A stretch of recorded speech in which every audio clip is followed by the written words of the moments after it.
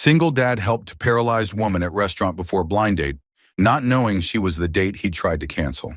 Before we continue, tell us where in the world you're watching from. We love seeing how far our stories travel. Jackson Reed sat in his truck outside the Turning Point Cafe at 6:45 on a Saturday evening, staring at his phone like it might spontaneously combust. And honestly, he was kind of hoping it would, so he'd have a legitimate excuse to bail on this whole disaster of an idea. His sister Vanessa had been texting him all day with increasingly threatening messages.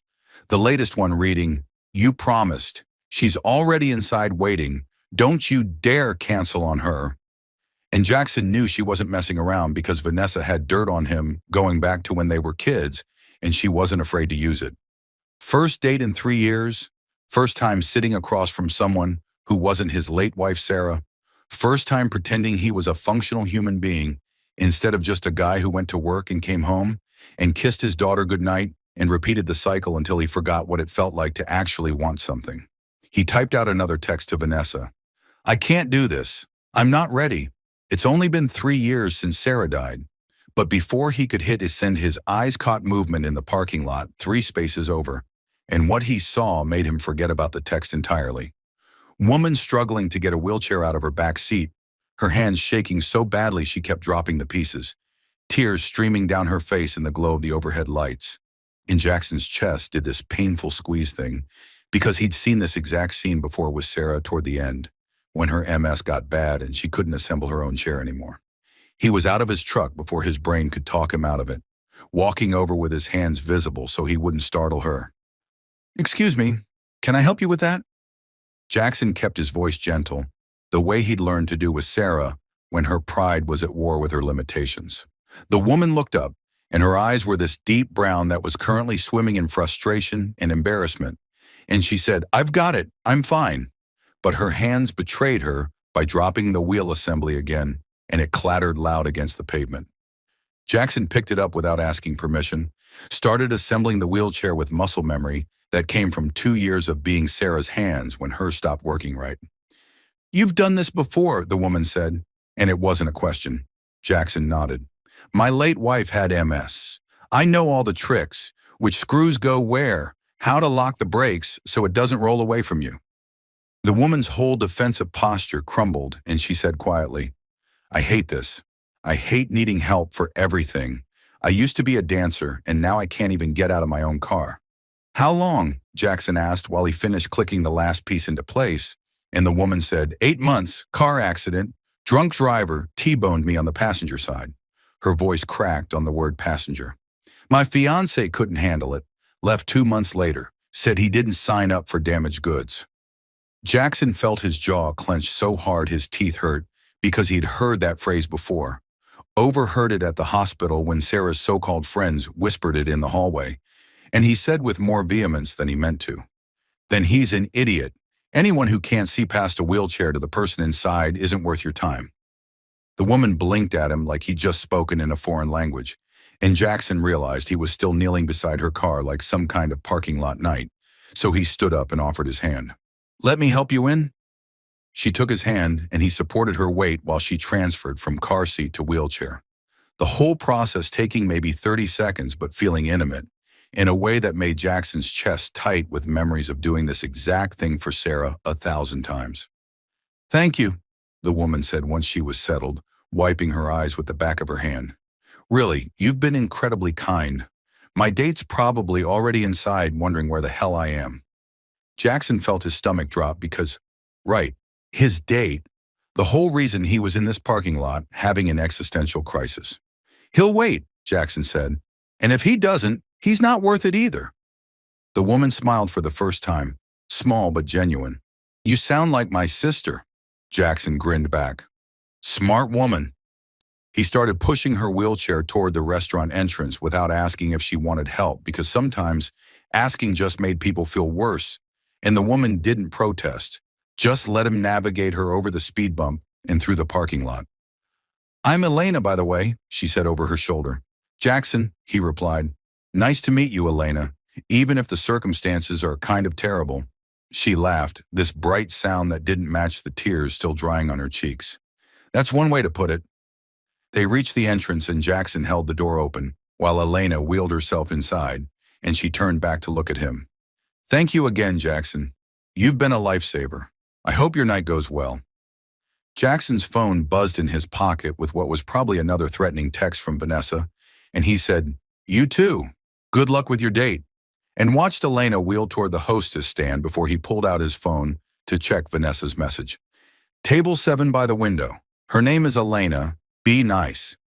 Jackson read the text 3 times, his brain trying to process the words, and he looked up to see the woman he'd just helped in the parking lot sitting at table 7 by the window.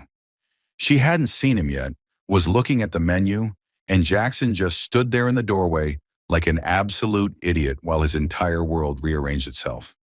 The owner, Margaret, spotted him first, her face lighting up because she'd known Sarah and knew this was his first date since the funeral, and she walked over signing, She's lovely, your sister picked well, in ASL because Margaret was deaf, and Sarah had loved her like a second mother.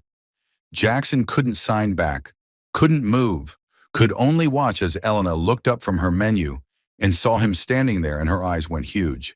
You're Jackson? Elena's voice came out somewhere between shocked and mortified. You're my date? Jackson finally remembered how to use his legs and walked to the table on autopilot. You're Elena? The woman Vanessa set me up with? They stared at each other for what felt like an hour but was probably 10 seconds. And then Elena's expression shifted from shock to something cold and defensive. So now you know I'm paralyzed, still want to stay? Or are you going to cancel after all? Jackson sat down hard in the chair across from her because his legs had stopped being reliable. What? No, I wasn't trying to cancel because of you. I didn't know you were paralyzed. Elena crossed her arms. My sister told Vanessa. I updated my profile. I'm upfront about this because guys always run. Jackson shook his head. I was trying to cancel because my wife died 3 years ago, and I'm terrified of feeling anything again. Not because of anything to do with you. The anger drained out of Elena's face, and she said quietly, I'm sorry about your wife. Jackson's throat felt like sandpaper. I'm sorry about your accident and your ex and anyone who's ever made you feel like you're less than you are. Elena's eyes filled with tears again. For what it's worth, I would have helped you even if I'd known you were my date. Elena's voice was barely a whisper. How do I know that? Jackson met her eyes. Because I did help you, before I knew. That's the whole point. Margaret appeared with menus and looked between them, her expression shifting to something Jackson couldn't read. Have we met before? She signed to Elena. You look so familiar. Elena shook her head. I don't think so. Margaret tilted her head. What's your name? Elena said Elena Martinez, and Margaret's hand flew to her mouth, her eyes going wet. Oh my God, you're the Elena Martinez? The modern dancer? Elena looked confused. I was, before the accident. How do you know my name? Margaret signed and spoke at the same time, her voice shaking. Sarah used to come to your performances. Every show you did in Chicago. She talked about you constantly. Said you were the most talented dancer she'd ever seen. Jackson felt the floor tilt under him. What? Elena's face had gone completely white. Sarah Reed was your wife. Margaret disappeared into the back office and came back 2 minutes later, carrying a worn leather journal that Jackson recognized immediately as one of Sarah's, and she opened it to a page marked with a pressed flower.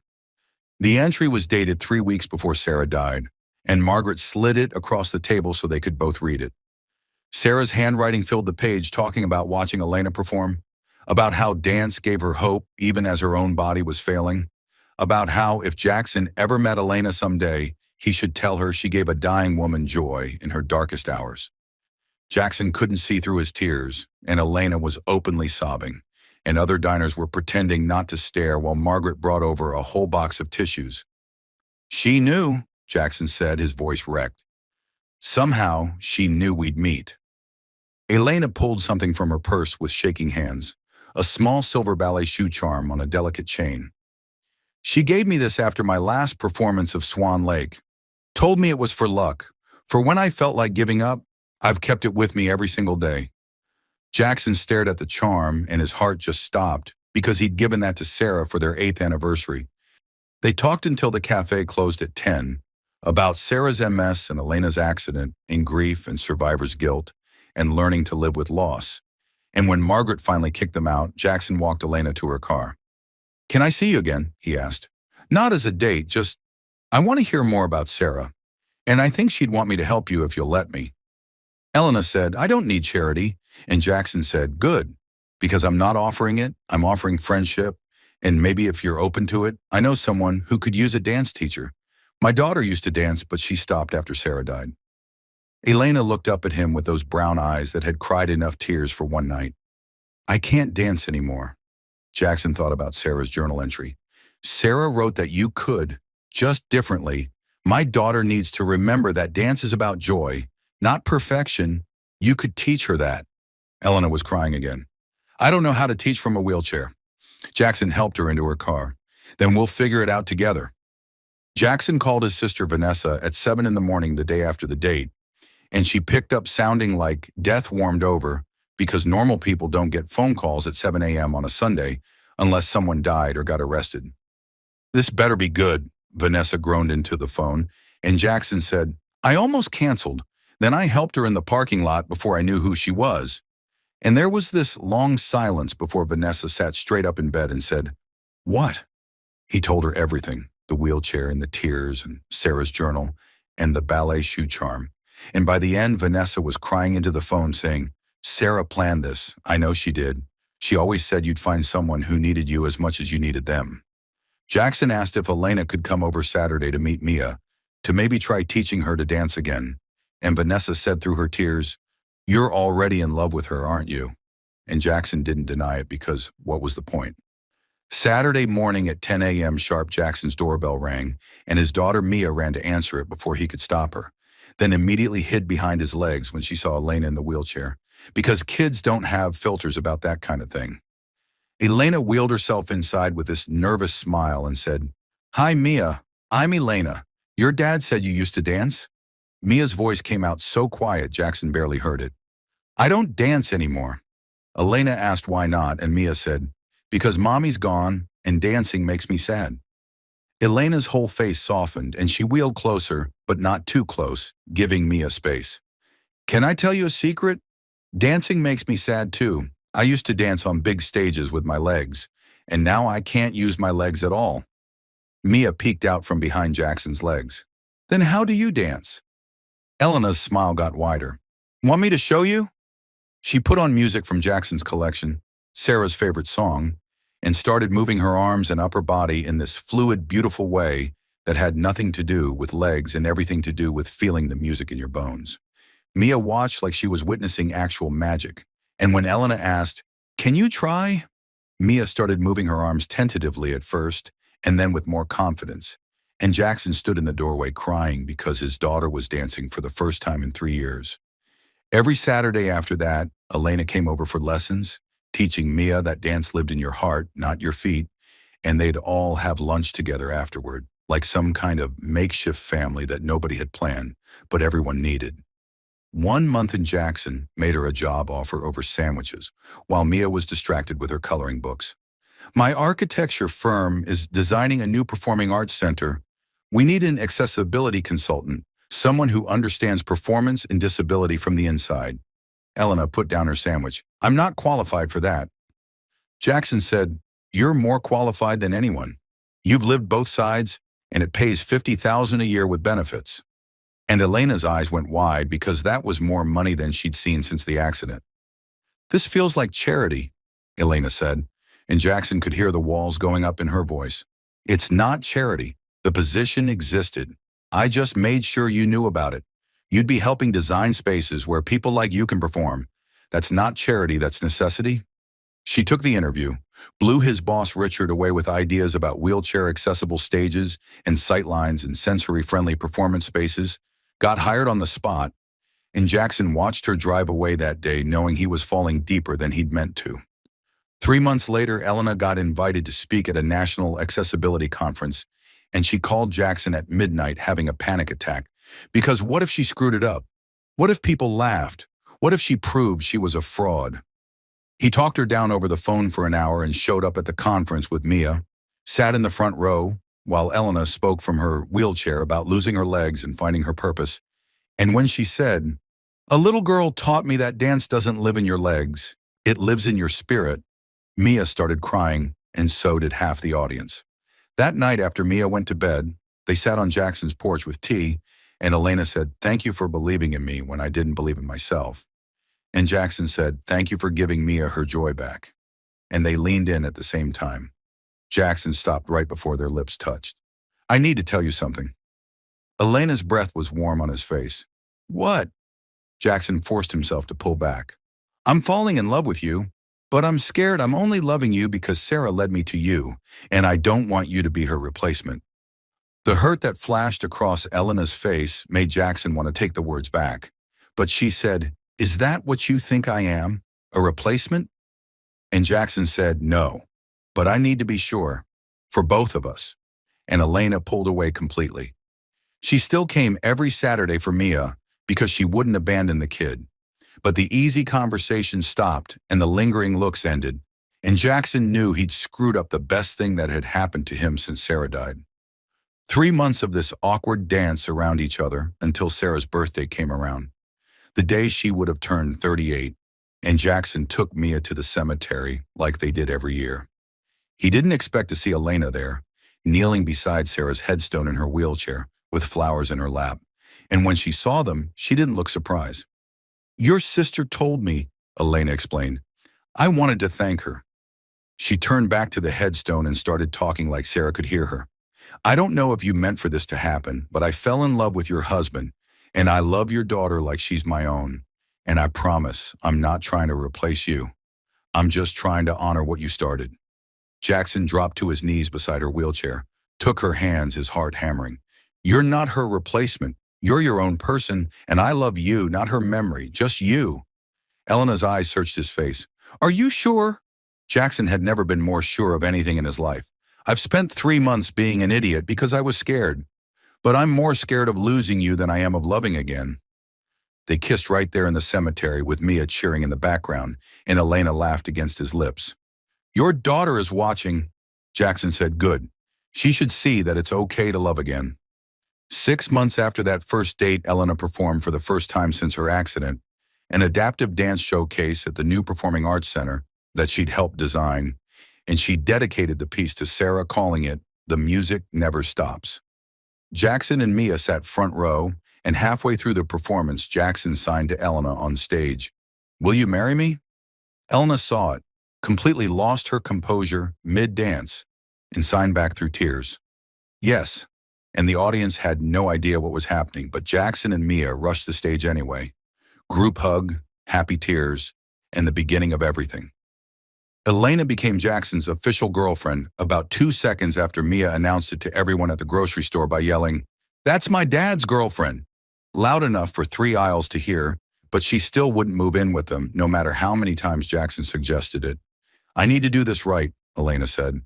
And Jackson respected it, even though every fiber of his being wanted her close, wanted to wake up with her there, wanted Mia to have her at breakfast instead of just on Saturdays. They dated the old-fashioned way, dinners and museums and accessible hikes where Jackson pushed Elena's chair over trails, and Mia ran ahead pointing out birds and bugs. And Elena started teaching adaptive dance at the community center on Tuesday nights to a class of 12 people who'd been told their dancing days were over. Jackson would sit in the back and watch her work magic, watch people in wheelchairs and walkers and braces discover they could still move with joy, and he'd fall in love with her all over again. Everything was perfect, absolutely perfect, until the day Elena got a phone call that made her hands shake so badly she almost dropped her phone. Juilliard wanted her back, not as a student, but as an adaptive dance instructor. Dream job, New York City, $120,000 a year. And when she told Jackson, she watched his face fall like a building collapsing in slow motion. "That's incredible, Ishanon," he said, but his voice was hollow. "You should take it." Elena's chest tightened. "Come with me, you and Mia. We could all go to New York together." Jackson shook his head. "I can't. My firm is here.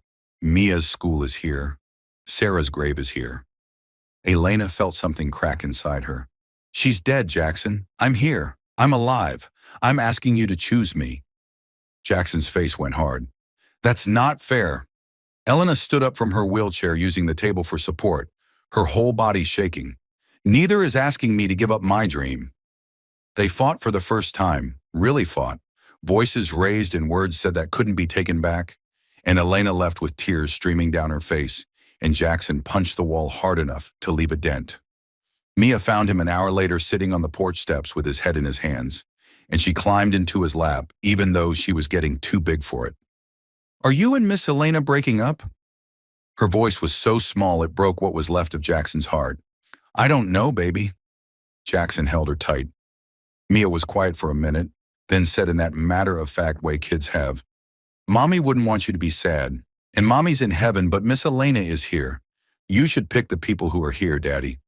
Out of the mouths of babes, Jackson thought, and realized his 6-year-old daughter had more wisdom than he did.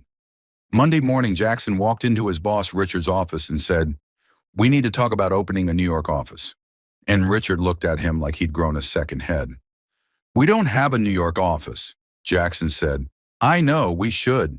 Accessible design is exploding there. Let me head it up. And after a long conversation and some negotiating, Jackson walked out with approval to relocate, and he called Elena immediately, but she didn't pick up. Their 1-year anniversary was coming up, the anniversary of the date he tried to cancel, and Jackson asked Margaret to help him plan a proposal at the Turning Point Cafe. Margaret cried when he asked, said, Sarah would be so proud of you, and helped him coordinate with Elena's adaptive dance students to surprise her. The night of the anniversary, Jackson showed up at the cafe, but Elena wasn't there because she thought they'd broken up, until Margaret called her saying, You need to get here right now, trust me. Elena arrived confused and rolled into a cafe filled with all 12 of her students performing the piece she'd choreographed called The Music Never Stops, and Jackson walked through them to kneel beside her wheelchair. 1 year ago, I tried to cancel this date. Best decision I never made. Elena was already crying. You taught my daughter to dance again. You taught me to live again. Elena Martinez, will you marry me? Will you let me follow you to New York? Will you let us be your family? Mia appeared from behind the stage holding a glitter-covered sign that said, Please say yes, I already packed. And Elena laughed through her tears. You're moving to New York? Jackson pulled out the ring. Wherever you dance, that's where I want to be. Elena sobbed out, Yes, yes, 1,000 times yes. And the whole cafe erupted in applause, and Margaret brought out champagne, and Sarah's photo on the memorial wall seemed to smile down at them. 8 months later, they got married at the Turning Point Cafe with the ceremony entirely accessible, ramps in wide aisles, and an ASL interpreter. And Mia danced down the aisle instead of walking because Elena had taught her that movement is personal. Elena wheeled herself toward Jackson, doing this beautiful choreographed piece she'd created, and Jackson was crying before she even reached him, because how did he get this lucky twice in one lifetime? His vows came out shaky. You taught me that second chances aren't about replacing what you lost. They're about honoring it by living fully. Sarah brought us together, but you made me stay. I promise to follow wherever you dance. Elena's vows were just as tear-soaked. You saw me when I was invisible. You helped me before you knew my name. You loved me when I thought I was unlovable. I promise to honor Sarah's memory by living the life she wanted for you. And I promise to keep dancing because you taught me the music never stops. Their first dance had Jackson waltzing with Elena in her wheelchair. Then Mia joined them. Then all the guests half in wheelchairs, half not. This beautiful adaptive dance flash mob that Elena had secretly choreographed. And it was the most joyful, inclusive celebration of love anyone had ever seen.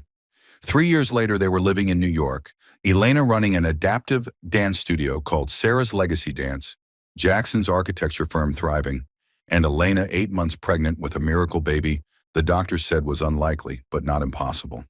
Sunday brunch at their favorite cafe, Mia now 10 years old and teaching kids classes at her mom's studio, and Elena's phone rang with Margaret calling from Chicago. The Turning Point is hosting Sarah's Memorial Scholarship Gala. Will you come speak? Elena looked at Jackson. We'll be there. All 4 of us. Jackson said, 4? And Elena took his hand and placed it on her belly. Her name is Sarah Elena, if that's okay with you. Jackson couldn't speak through his tears, just nodded, and Mia squealed, "Baby, Sarah is going to be the best dancer ever." They flew to Chicago for the gala, and Elena performed with Mia at the turning point. And afterward, Margaret brought out Sarah's journals and showed them the last page Jackson had never read. Sarah's handwriting said, "If you're reading this, it means you found her, the dancer. Tell her thank you for finishing what I started. Tell her the music never stops. And tell my daughter that mommy's dancing in heaven cheering for all of you. I love you, Jackson. I love you, Mia. And I love whoever has the strength to love you both. Dance on." Sometimes the dates we try to cancel become the moments that change our lives. Sometimes helping a stranger in a parking lot becomes the beginning of everything. Sometimes the person we're meant to love arrives in a form we never expected and teaches us that strength has nothing to do with legs and everything to do with heart. Jackson tried to cancel a date. Elena almost gave up on love. Sarah's memory brought them together. But they chose each other every single day because real love isn't about perfect timing or perfect bodies. It's about showing up and helping without knowing and dancing even when the music changes.